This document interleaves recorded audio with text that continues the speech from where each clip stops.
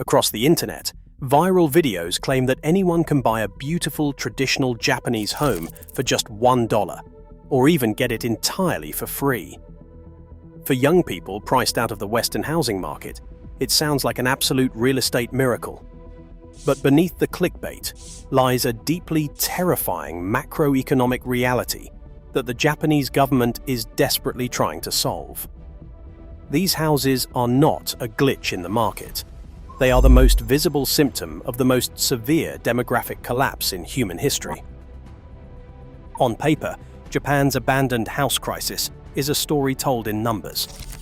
The Ministry of Land, Infrastructure, Transport and Tourism reports that as of October 2023, nearly 9 million homes across the country stand empty, an astonishing 13.8% of all dwellings. That is one vacant home for every 7 built, a figure that has climbed steadily for more than a decade.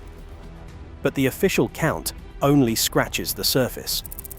Of these 9 million, just 330,000 are listed on government-run Akiya registries, leaving millions more unlisted, untracked, or simply forgotten.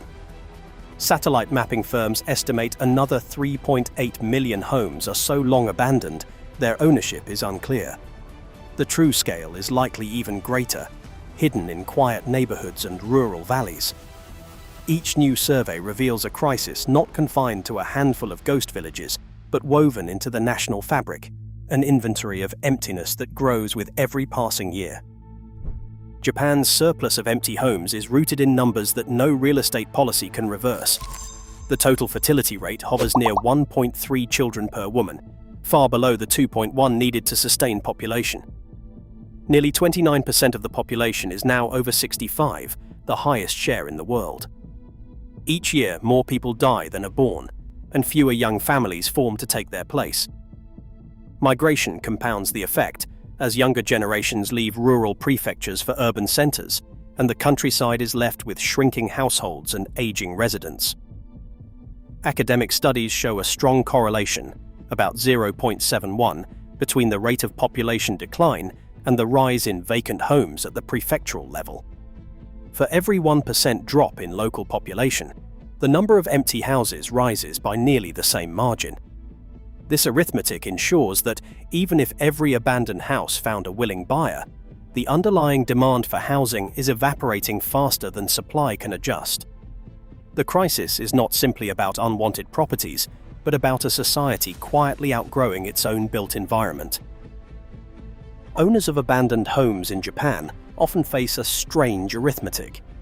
The country's property tax code, revised in 2014, hits vacant land with a penalty. If a house is torn down, the land tax can jump to 6 times what it would be with even a derelict structure still standing.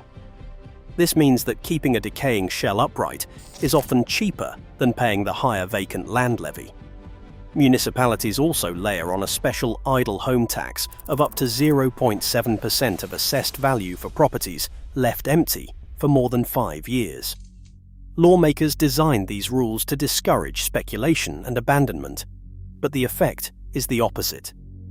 Owners cling to rotting houses, waiting for a better option that rarely comes.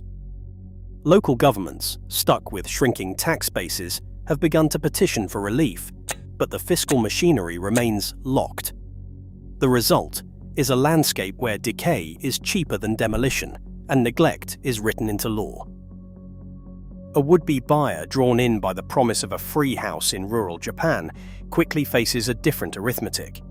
Seismic retrofitting alone can cost between 1.2 million yen and 3 million yen, a sum that rivals the average annual income in many prefectures.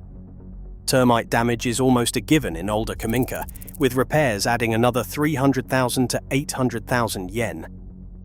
Plumbing and electrical systems are rarely up to code, demanding upgrades that reach 1 million yen or more. Utility reconnections in remote villages can exceed 500,000 yen, while demolition of an unsalvageable structure adds at least 800,000 yen to the bill. Altogether, the total outlay for acquisition and renovation often climbs to 7 to 10 million yen, more than a year's median household income in Hokkaido or Nagano. For many, The real cost of an Akiya is not the sticker price, but the steady drain of cash required to make it livable. Foreign buyers lured by the promise of a free house in rural Japan soon encounter a maze of local regulations that stretch far beyond the purchase price. Zoning laws in many prefectures require all permit applications, land use changes, and deed transfers to be filed exclusively in Japanese. Without a fluent local partner or a certified administrative scrivener, foreign applicants often find their registrations delayed or outright blocked. In Toyama and Aomori, cases have surfaced where ownership transfers stalled for over a year due to English language filings. This forced buyers to hire legal help at additional cost. Even after navigating the paperwork, rural zoning codes frequently prohibit commercial uses or restrict renovations, especially in agricultural or mixed-use districts. Attempting to convert an Akiya into a guesthouse or rental can trigger a demand for proof of residency, local employment, or a Japanese co-owner.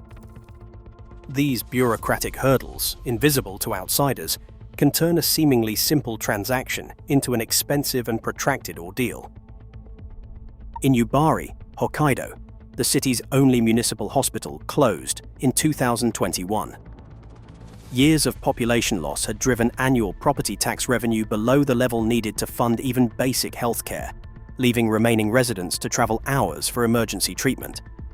In the village of Okuizumo, Shimane Prefecture, the elementary school shut down after enrollment fell to just 4 pupils. These closures are not isolated.